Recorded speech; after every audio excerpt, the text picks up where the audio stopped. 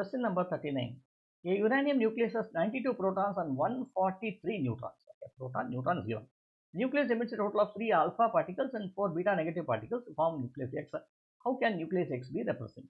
So what we do is first find out the mass number from here. What is the mass number?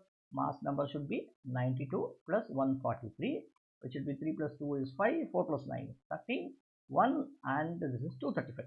235 is the mass number, uranium. So you have 92 uranium, 235 is the parent nucleus. Now what we do is, let me assume initially it gives rise to 3 alpha particles.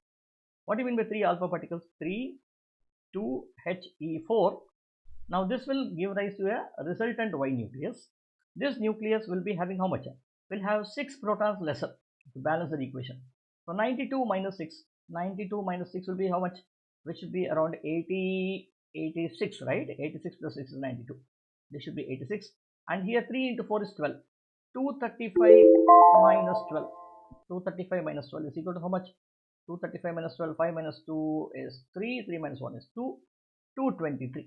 So this should be 223 over here. Okay, now we have taken care of alpha particles. Then this in turn gives us the 4 beta particles. 4 beta particles. What is 4 beta particles? I'll write this as 4 minus 1 is 0. Now again I need to balance. 4 minus 1 is 0 is nothing but minus 4 is 0, right? So now I should balance this one, y here.